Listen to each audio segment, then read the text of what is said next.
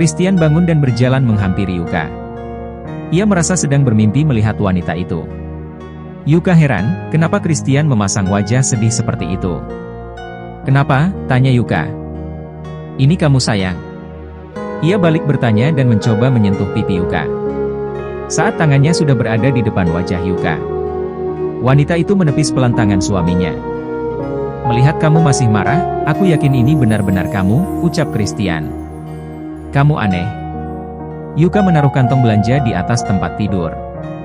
"Apa aku boleh bertanya? Kamu dari mana?" "Aku pergi ke mall bersama putriku." "Aku tidak mau Jihan stres gara-gara tidak boleh keluar sama diktator," jawab Yuka dengan kata-kata sindiran tajam. "Sudahlah sayang. Jangan marah lagi. Kamu tidak sadar dengan kesalahanmu. Bagaimana bisa kemarahanku padamu reda?" ucapnya dengan emosi yang meluap-luap. Yuka mengusir suaminya keluar dari kamar. Jihan merasa bersalah karena membuat kedua orang tuanya bertengkar. Ia sudah membujuk Yuka untuk berbaikan dengan ayahnya, tapi Yuka menolak. Ia harus bisa melunakkan kembali hati Christian. Ratu mandi dan berganti pakaian. Hari ini, ia mendapat undangan untuk menghadiri upacara pernikahan temannya. Ia diundang untuk menghadiri upacara pengucapan sumpah pernikahan di pagi hari. Pernikahan Coco dan Alice diadakan secara sederhana.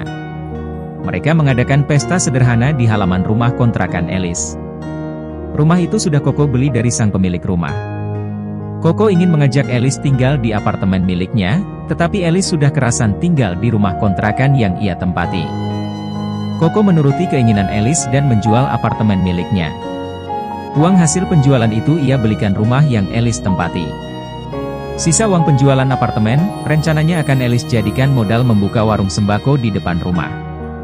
Upacara ikrar pengucapan sumpah sudah berakhir setengah jam yang lalu, tetapi Raja dan Ratu baru tiba di sana. Mobil Raja diparkir di lapangan yang disediakan untuk memarkir kendaraan para tamu undangan. "Ayo turun sayang," ucap Raja sambil mengulurkan tangan. "Ya, kita terlambat sepertinya. Ini gara-gara kamu nih." "Ngapain coba? Sudah pagi aku sudah mau mandi, malah diajak perang lagi di ranjang," gerutu Ratu. Raja hanya terkekeh geli dengan bahasa yang dipakai Ratu. Panjang sekali penjelasannya. "Bilang saja bercinta sampai pagi, hahaha." "Raja!"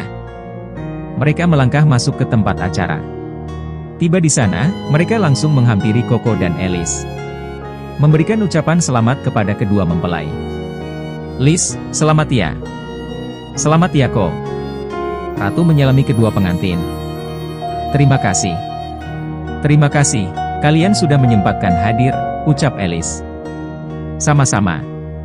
Semoga kalian bahagia dan semoga langgeng," ucap Raja. "Terima kasih bro."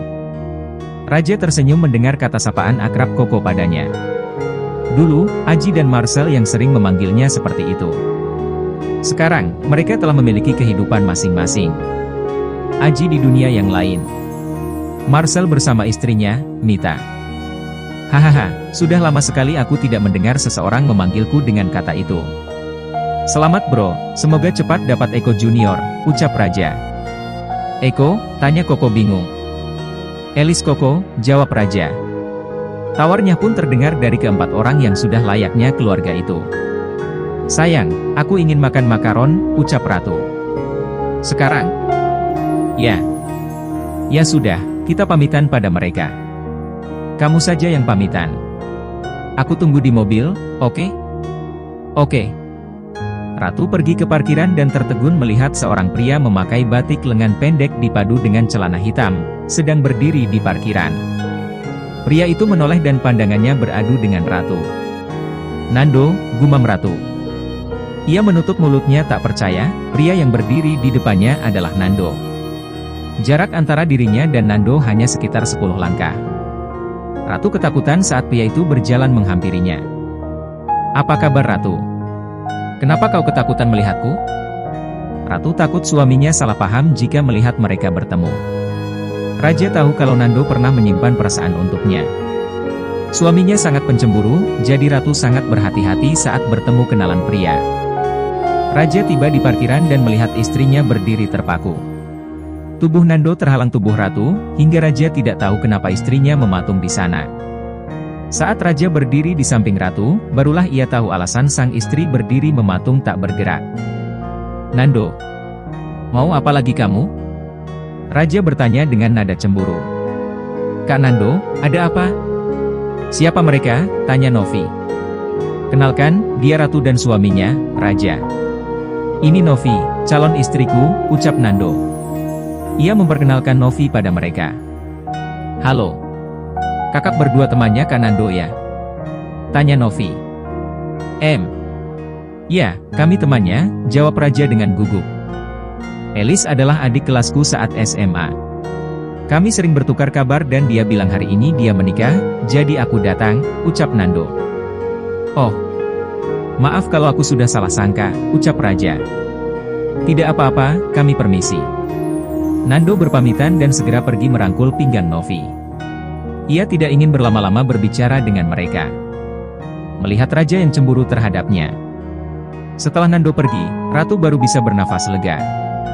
Raja menggandeng istrinya masuk ke mobil. Ia memacu mobilnya meninggalkan parkiran. "Dia tidak akan mengganggumu lagi. Semoga dia juga bisa bahagia bersama calon istrinya," ucap Raja.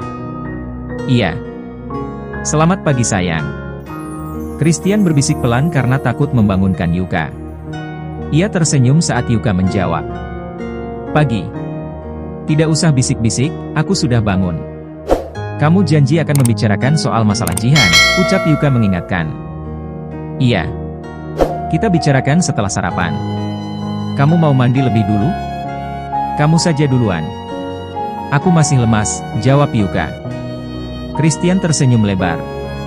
"Masih lemes ya sayang?" tanya Christian sambil menatap Yuka yang berbicara, tapi tidak mau membuka mata. "Iya." "Kamu sih, tegangannya tinggi sekali," ucap Yuka, lalu membuka mata dan menatap Christian. "Bukannya bagus ya sayang, kalau punya suami yang kuat dan memuaskan," goda Christian, membuat Yuka menutup wajahnya yang memerah dengan menggunakan selimut. Christian mencoba menarik selimut yang menutupi wajah Yuka, tapi ia menahannya dengan kuat. "Apa sih, Pak?" Hahaha. Ia tidak kuat menahan tawa saat tangan Christian menggelitik pinggangnya. "Ampun." "Iya, ampun." Yuka terus tertawa. "Gak ada ampun." Christian berhenti menggelitik pinggang Yuka, lalu memeluknya dengan erat. "Hari ini, malas sekali rasanya pergi ke kantor. Aku ingin memelukmu seharian seperti ini," ucap Christian. Sudah berhari-hari, Yuka marah dan tidak tidur bersamanya. "Kamu ke kamar mandi duluan," ucap Yuka. Christian bergegas masuk ke kamar mandi. Setelah Christian masuk ke kamar mandi, barulah Yuka duduk bersandar di kepala ranjang. Tubuhnya terasa sakit semua. Semalam, ia sepakat kembali ke kamar mereka. Dengan syarat, Christian harus mengizinkan Jihan keluar selain ke kampus. Yuka tidak mau melihat gadis itu seperti tawanan. Tidak memiliki kebebasan untuk bermain melihat dunia luar.